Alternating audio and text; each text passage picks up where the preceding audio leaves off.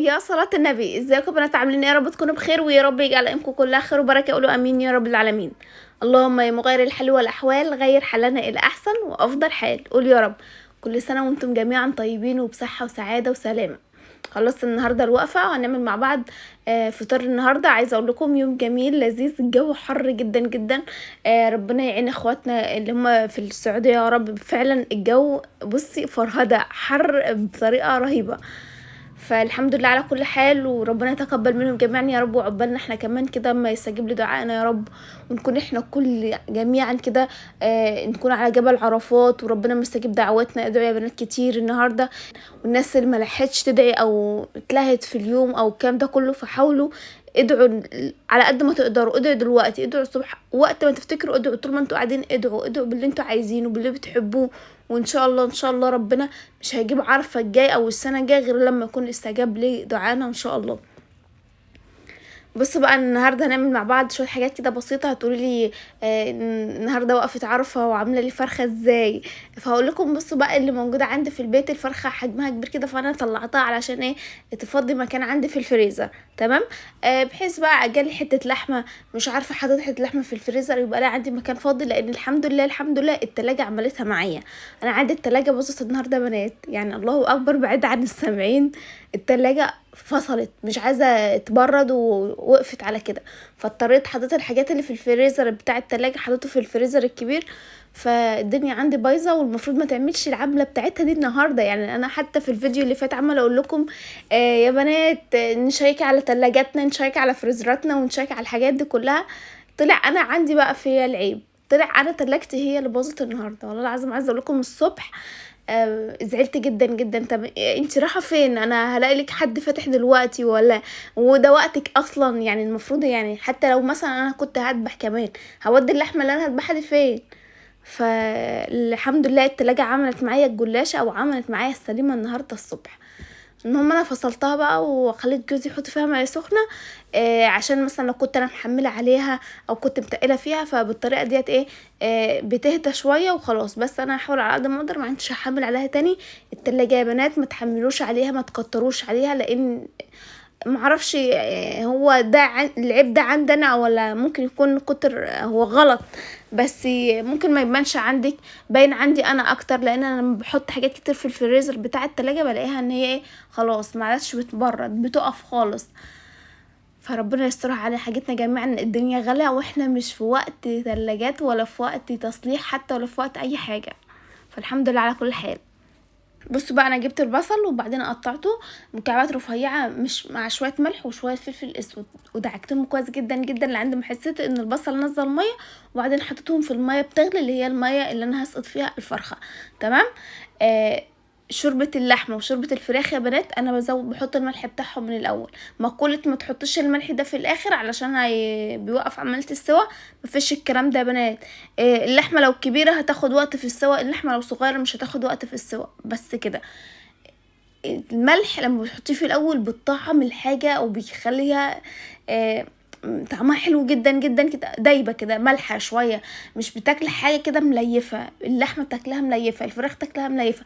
فاظبطي ملح الشوربه ودوقي الشوربه كده على طرف لسانك. لو في الايام العاديه دوقي معلقه شوربه وشوفي لو محاها مظبوط تمام. دلع لا زودي لها شويه ملح وخليها ملحها مظبوط.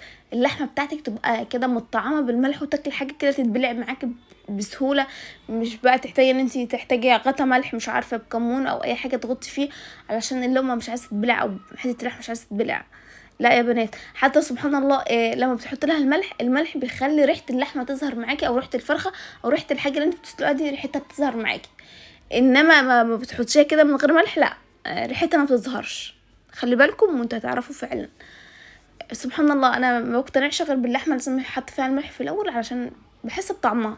انما اللحمه اما اكلها عند اي حد واحس ان هو ما حطلهاش ملح ما بحبهاش، بحس ان هي مليفه كده ما بتنزلش بصراحه. فظبطوا الملح بتاع الشوربه بتاعتكم يا بنات. نيجي بقى للرز الحشو ده. الرز الحشو ده انا عايزه اقول لكم ما حدش يقول الرز مش غسلتيه، الرز ده نضيف جدا، يعني عايزه اقول لك بيلمع كده بيلضي لان ده كيس جاهز تمام مش رز بلدي. بصراحه انا ما كانش في وقت ومستعجله ومفرهده اساسا، فيلا يلا حطيت الرز على طول. لو انت شاكه فيه اغسلي، بس عايزه اقولك انا غسلته مره ومرتين، انا بحس ان انا ميه بيضه كده، فمش محتاجه ان انا اغسله يعني تاني، او ما اجي احمل رز تاني اغسله يعني وكده. المهم الرز الحشو ده بنات، انا بجيب البصلايه بتاعتي وبعدين بقطعها مكعبات رفيعه. المفروض ان انا بفرك البصله دي بالملح، بظبط ملح الرز برضو معلقه صغيره، رشه قرفه عندك، جنزبيل باودر تمام، فلفل اسود، بس كده. ما بحطش اكتر من كده.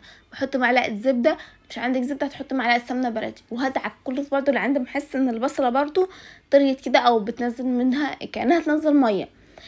بصراحة انا كنت نسيت احط البصل كده والملح وادعكهم في بعض، فحطيت الرز، رحت جايه قلبت الرز تاني وبعدين دعكت البصل في الملح وقلبت كله في بعض وخلاص. ما علينا. بصوا يوم الصيام ده نحاول ما نركزش فيه. عايزه اقول لكم انا على قد ما اقدر انتهزته كويس جدا جدا، وعلى قد ما اقدر يعني شفت برضو شغل بيتي، روقت شقتي، مش عارفه روقت سلم، غسلت، عملت، ظبطت دنيتي برضو في اليوم ده. يعني اي نعم انا قعدت دعيت بما فيه الكفايه، وطول ما انا واقفه اساسا انا طول اليوم قناه اللي هي الحجاج دي شغاله، فانتي لسانك عمال يتردد معاها. انا واقفه على الحوض بدعي، واقفه بغسل حاجه بدعي، مش شرط ان انا اقعد على المصليه واقعد ادعي ادعي ادعي، لا. طب ما هو مين اللي هيشوف شغل بيتك؟ انت عندك اطفال، يعني انا عندي اطفال لسه صغيرين، فالاطفال دي مش لازم اقعد، يعني مش هينفع ان انا اقعد اصلا. انت تقعدي ديت لما تكون بقى اولادك كبروا ويعرفوا يعتمدوا على نفسهم، يعرفوا يشربوا ويعملوا حمام، يعرفوا مش عارفه إيه ياكلوا لو في الايام العاديه. انما احنا في الصيام لا، ما لسه ما عرفوش يدخلوا الحمام لوحدهم، فان انا هفضل قاعده على المصليه ديت، لا انا مستحيل. فعوضت بقى الكلام ده كله وانا واقفه على الحوض، يا رب مش عارفه ايه، يا رب استجب لدعائي يا رب، وادعي ادعي ادعي لاهلك وحبايبك وكل الناس، وادعي لاولادك لحد الان. ما نقولش ان يوم عرفه عدى او المغرب عدى لا خلاص، لا افضلي ادعي، وانت رايحه تصلي بكره ادعي، شغلي تكبيرات العيد واقعدي كبري معاهم برضو. المهم يا بنات اليوم ده لازم نغتنمه كويس جدا جدا. عدى منه حاجات بسيطه او فاضل فيه حاجات بسيطه، الحبه الموجودين عندك دلوقتي، يعني الليل ده ليل سكينه، فهتلاقي الاولاد ممكن يكونوا هادين شويه، يبداوا يخشوا يناموا مش عارفه.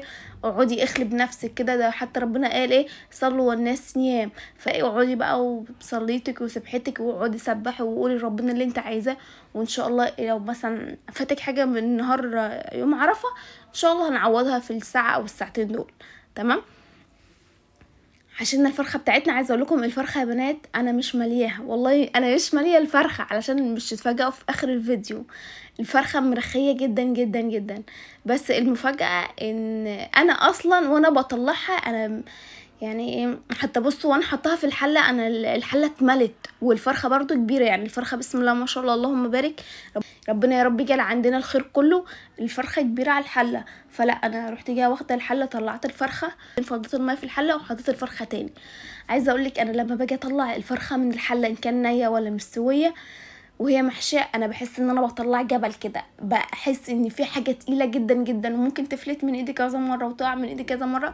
فبصراحه من الحاجات اصعب حاجه في اليوم كله ان انا اطلع فرخه او بطه من حله الشوربه، تبقى صعبة عليا جدا، معرفش ليه يا بنات. وانا برضو بريح دماغي عشان مش هقعد اقلب فيها ومش عارفه اقلبها واتحكم فيها، بروح جايه مدخلها الفرن وخلاص، لان انا الحمد لله ايديا صغنططه كده، فما بعرفش اتحكم في الحاجه كويس. تمام. عندنا بقى شوية كوبايات مثلا، حاجات بسيطة كده في السريع بتتغسل وخلاص. طبعا الحمد لله احنا كنا الصبح روقنا شقتنا في السريع، تنظيفها في السريع يا بنات من على الوش. انا ما اليوم ده يوم عرفة، او حتى عشان تعرفي بعد كده يعني في الاعياد بعد كده، ايام بيكون عليكي زحمه زي كده، او يوم في يوم قريب من ربنا، او يوم في يعني زي ما بنقولها كده يوم مفترج، حاولي مش نتعب نفسنا في تنظيف او في اكل. تمام. لا احنا نمسح من على الوش وهنروق من على الوش، احنا هنعمل غدا في السريع، علشان برضو حتى لو احنا قاعدين مع اولادنا يبقى قلبنا مع ربنا. تمام. فاحنا قدامنا مثلا قبل 10 ذي الحجه ممكن تقدري تمسكي اوضه الاطفال، تروقي تحت السراير، تعدلي الدواليب لو مش معدوله، تنفضي حيطان، مش عارفه عندك سجاد عايز يتغسل بيتغسل، عندك ستاير عايز تتغسل بتتغسل قبل 10 ذي الحجه. تمام. خلصنا اوضه الاطفال في يوم، عايزه اقولك بالطريقه ديت مش بتاخد معاكي يعني يا ست هنقول ساعة، هي ممكن مش هتاخد اكتر من نص ساعة، لان انت مثلا بترفعي المراتب وكنوس تحت منها او بتلمعي تحت منها. في حاجه تحطها تحت السرير، بتبداي تشيل الحاجات اللي احنا مش عايزينها او اللي احنا مش محتاجينها وتستغنى عنها. والله اولادك الحمد لله ربنا يخليهم ويبارك فيهم، مثلا كبروا شويه وفي عندك هدوم نون او اطفال، ممكن تديهم لاي حد هيولد قريب او اي حد محتاج وتستغنى عنهم. بحيث يا بنات مش هنفضل احنا عايزين الحاجه عندنا. احنا لما نعين الحاجه عندنا مفيش حاجه جديده هتيجي، ما احنا الحاجه دي موجوده. انما احنا لما نطلع احنا هنلاقي الحاجات الخير جاي وحاجات جديده جت مكانها. تمام. فرزوا حاجات اولادكم، شوفوا مثلا الحاجات دي صغرت عليهم. لو انت مثلا ناويه تجيبي اطفال تاني ربنا يا رب يديكي الصحه، خلاص ممكن تعيني مثلا تعيني الحاجه اللي هو هيحتاجها. يعني مثلا انت عندك طفلين وهيجي مثلا ربنا يبارك الطفل التالت، فهتلاقي هدوم كتير، فلا انت خلي هدوم على قد الطفل ده بس، وطلعي الناس تانية. طلعي مثلا لاولاد اخوكي، لاولاد اختك، لحد من عماتك، عمامك او سلايفك او الناس دول، واديهم اللبس اللي انت مش محتاجاهم. عادي جدا جدا. كده كده اللون الجديد برضه هيجي بخير وهيجي برزق وهيجي له هدوم جديده واجداده هيجيبوا له برضه هدوم جديده. فان احنا مش محتاجين ان احنا نكنس تحت السراير هدوم كتير ملهاش لازمه. تمام. ملهاش لازمه مثلا نحط حاجات اكياس او شنط الهدايا او الكلام ده كله. لو انت عندك شنطتين هدايا او 3 حلوين تمام، اركنيهم على جنب. رحتي عند حد زياره بتاع ممكن تطلعيها اشيك من الكيس. رحتي عند مامتك واخده هدوم معاكي زياده تحطي فيها بدل من الكيس اللي هو ايا كان بقى الكيس اللي انت تحطي فيه. شنطه الهدايا دي حلوه جدا. طب انت عندك كتير، هتاخدي شنطه الهدايا دي وتفرشيها زي مفرش كده مثلا في درج كومودينو، في درج تسريحه، حاجه حلوه برضو وتغيير. انما ما نكنش برضو الشنط على الفاضي، ما نكنش حاجات ملهاش لازمه. تمام يا بنات. خلصنا اوضه الاطفال. تاني يوم مش في نفس اليوم. تمام. احنا هنحاول على قد ما نقدر بنروق في الاطفال، يبقى تكون عندنا الصاله متروقه برضو في السريع، بقيه الاوض متروقه في السريع، انما احنا بنروق في النوم. تمام. في الاطفال هندخل على اوضه النوم الكبيره، برضو الدنيا مترستقه بره مش متبهدله. او انا هاخد حاجه من اوضه النوم مش في مكانها اروح احطها في الصاله دلوقتي على ما ارجع لها، لا، هتاخدي الحاجه تحطيها في نفسها في مكانها في ساعتها. تمام. هنروق برضو تحت السراير في الدواليب حاجات ملهاش لازمه. انتي عندك لبس مثلا خلاص مش هتحتاجيه، لو هتجيبي عباية جديدة طلعي مثلا قصاد منها عباية قديمة عندك مش محتاجاها اديها لحد برضو. حد يكون على قد حاله، بس العباية نكون غسلينها كويس جدا، معقمينها او مكوينها مرشينها معطر. يعني ندي حاجة شياكة للناس، مش نرمي وخلاص. برضو الناس ديت لازم نراعي شعورهم، نديهم الحاجة واحنا قلبنا رحب، ندي لحد مثلا من تبعنا مثلا محتاج، وهكذا. احنا يعني هنفضل نخزن برضو في الدواليب او انت مستخسره ترمي العبايات ديت او الجلابيه ديت، ما انت هتلاقي الدولاب عندك طويل عريض ومش مش هتشتري تاني. فاهماني؟ فانت لو حابه تجيبي جلابيه طلعي قصاد منها جلابيه قديمه مش محتاجاها، هتجيبي بيجامه طلعي قصاد منها بيجامه قديمه انت مش محتاجاها. تمام. لو في حاجه مش ينفع ان احنا نديها للناس بره، خلاص احنا ناخدها وعلى المطبخ على طول، هنمسح بيها هنروق بيها مش عارفه ايه والكلام ده كله.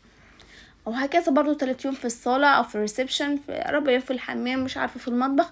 نحاول على قد ما نقدر نروق مطبخنا بنات، وبالذات في العيد الكبير علشان في لحوم وكده، فالدنيا تلاقي الدنيا رايقة معاكي. نطلع اي كراكيب ملهاش لازمة. الناس اللي بتحتفظ بالبطرمانات كفاية تحتفظ بالبطرمانات، هتعملي بيها ايه؟ يعني احنا لسه بنات جداد، هنخلي البطرمانات دول لاهالينا مثلا، لامهاتنا. تمام. لان امهاتنا يقولك احنا مش محتاجة، احنا هنعمل لمين؟ ما خلاص. فاهماني؟ انما احنا لسه بنوتات صغيرين، فليه ما نجيب لنا طقم توابل مثلا 3 ب10 او 4 ب10؟ عايزه تدلعي نفسك مثلا هاتيلك الحاجات التركيه. انما احنا هنخزن البطرمانات هنعمل بها ايه؟ شكلها وحش اساسا. تمام. احنا لسه كده الحمد لله نتدلع بشبابنا، نطلع حاجتنا الجديده ديت اللي احنا عايزينها ونستعملها. مش مشكله هيتكسر اللي هيتكسر ونستعمل جديد او نجيب جديد. احنا مش هنجيب جديد كل يوم او انت تستعمل طقم التوابل كل يوم. تمام. لا، ده هي طقم التوابل على ما اعتقد بيقعد كتير جدا جدا جدا. انا لحد الان ما غيرتش طقم التوابل بتاعي، الاتنين ما غيرتهمش لسه زي ما هما، بس اعملهم. مش ان انا احط في بطرمانات صلصه او الكلام ده كله. ممكن تحطي او تستعملي مثلا او انت مستخسره ترميهم، ممكن تشيلك بطرمانين 3 وترمي الباقي. انما احنا ما نكنسش الدنيا عندنا ونلاقي زحمه والكلام ده كله. نيجي بقى احنا كنا بنعمل ايه بالنسبه للفرخه بنات. انا الفرخه بعينها في الفريزر متنضفه جاهز، يعني باخدها وعلى الحل على طول. بس انا برضو لا، يعني ممكن اكون مثلا جايبه كميه فراخ كتيره، ربنا يبارك على الناس جميعا، فان انا تعبانه، مش يعني ممكن تغفلي عن حاجه غصب عنك او مش واخده بالك، او تعبت من الوقفه، ممكن إن تنسي شعرايه او رشايه او الكلام ده كله. فانا برجع ابص عليها تاني، يعني انا بكون منضفاها كويس جدا وعلى الحل على طول، بس لا هرجع ابص عليها تاني، هبص مثلا على الرئه بتاعتها او قفص الصدر بتاعها، واطلع مثلا الرئه او الفشه او الحاجات اللي هي الورديه ديت، برضو هوركها كويس جدا جدا. لو مش كانت متوركه هشيل مثلا الريش بتاعها وهظبطها تبقى برضو، حتى انزل الميه عليها بدل ميه الفريزر او ميه التجميد او التجميد اللي كانت هي فيه. تمام. بوركها وبحط رز فيها بين الوراك بتاعتها وفي دنيتها كلها. انا بحب الفراخ يوم ما اعمل فرخه ولا حاجه ما بعملش جنب منها رز، بعملها كلها رز وبناكل الرز بتاعها، بيبقى طعم جدا جدا جدا. طيب احنا النهارده في رمضان، النهارده في رمضان، ان احنا دلوقتي في يوم عرفه، فاحنا مثلا عندنا ناس هتفطر معانا والكلام ده كله، فانا عندي شايفه الفرخه او كميه الرز دي مش هتكفي، فهزود شويه رز كمان. طيب انا دلوقتي عندي وانا بعمل الرز الحشو او بعمل رز محشي او اي حاجه وفاض معايا مثلا حبه رز صغيرين، هل هاخد الرز دول واعمل فيهم ايه؟ احطهم تاني او هكبسهم في الفرخه هتفرقع مني او من جوه ما يستويش؟ فلا، انا في غنى عن كده خالص. انا هاخد حبه الرز دول لو هعمل رز هحطهم على الرز الجديد اللي انا هعمله، يا اما في كيس وفي الفريزر على طول. هتقولي الرز هيتكسر، هقولك ده هم حبه صغيرين مش هيأثروا في الطعم، مش هيأثروا في التكسير ولا هيبانوا اصلا، بس بدل ما نرميهم لا حرام يا بنات، احنا نقدر نستعملهم تاني. تمام. والله عايزه تحطيهم في التلاجة، تغطيهم بستريتش مثلا وتحطهم في التلاجة، تعملي رز تاني يوم تالت يوم انما هتعدي يومين ومش هتعمليهم، لا شيليهم على الفريزر احسن واوفر. بحط الفرخه بتاعتي تغلي، وبعد كده بسيبها على نار هاديه وتستوي بقى براحتها لعند ما احس ان اللحمه كده اتشالت من الجلد، بعد كده بشيلها. محدش يقول انتي اتشالت من الجلد يعني اتهرت، لا. انا الحمد لله انا عندي اولادي متعبين شويه في اكلهم، فلو اللحمه مش دايبه مش بياكلوها، بيقعدوا يقولوا ناشفه ناشفه ويقعدوا يمضغوا فيها زي اللبانه ويطلعوها لي كده في الاخر. فلازم اللحمه بتاعتي تكون يعني اضغط عليها بالمعلقه لها اتقطعت كده او اتشالت، ان كانت لحمه او فراخ او اي حاجه. تمام. بالنسبه للكوسه دي انا بقطع بصل جوليان، فلفل جوليان، فص توم او فصين توم، التوابل بتاعتك ملح فلفل اسود، وعندك بقى مرق الدجاج بتحطي. انا كده كده مثلا بنزود كان شويه شوربه علشان يبقى الكوسه فيها شويه شوربه كده علشان تبقى نحط مثلا في الرز بتاعنا او الكلام ده كله. هدعك كله في بعضه، وبعدين بحط الكوسه، بحط الصلصه بتاعتي او الطماطم بتاعتي، وحابه تديها غلوه على البوتاجاز من فوق تنجز عملت السوا، تمام. حابه تدخلها في الفرن على طول، تمام. بصوا بقى الفرخه بتاعتي كانت حلوه جدا جدا في الحله، بس للاسف انا جيت بطلعها من الشوربه، راحت جايه واقعه مني في الحله، فجيت بشيلها تاني، راحت لما وقعت بقى وبطلعها تاني، فجت المعلقه راحت جايه غزه الجنب بتاع الفرخه، فتشكي تشكي تشك، راح لقيتها بقى اتفتحت، والجلد لما صدق يتفتح فلقيتها بالشكل الجميل ده. المهم انا مش كنت حشاها كتير، عشان ارجع واقول انا مش حشيت الفرخه كتير يا بنات، الرز بتاعي مستوي حلو جدا جدا. من قلب الفرخه من جوه كده انا بدخل ايدي فيه، يعني بعد ما احط الرز واحشيها بدخل ايدي فيه، لقيت انا ايدي فيه مرتاحه خلاص انا بحشيش. لا ده انا ايدي مزنوقه فبطلع شويه رز بس كده، لان الرز بيزيد للضعف. بجيب معلقه صلصه، طبعا انا كنت عامله كوسه ففي طماطم في الكوسه دي او في صلصه في الكوسه، باخد منها معلقتين صلصه وخلاص. معلقه صغيره من الفلفل الاسود، شفتي معلقه الشاي، معلقه صغيره كده اللي هي معلقه السكر اللي بنحل بيها، معلقه صغيره من العسل الاسود، رشه ملح، رشه فلفل اسود، رشه قرفه، رشه جنزبيل، ودهني كل الفرخه. معلقه الصلصه الكبيره ديت ومعلقه العسل الصغيره بتملى الفرخه كلها. تمام.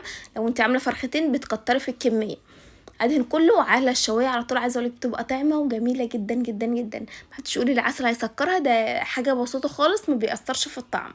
تمام. وبالنسبه للرز الحشو ده بنات، انا بشيل الرز في طبق علشان انا ادخله تحت الشوايه، فالرز ده بقى مش يتحمر معايا او ينشف، فطبعا لما بينشف بيقدد كده وطعمه بيبقى مش حلو.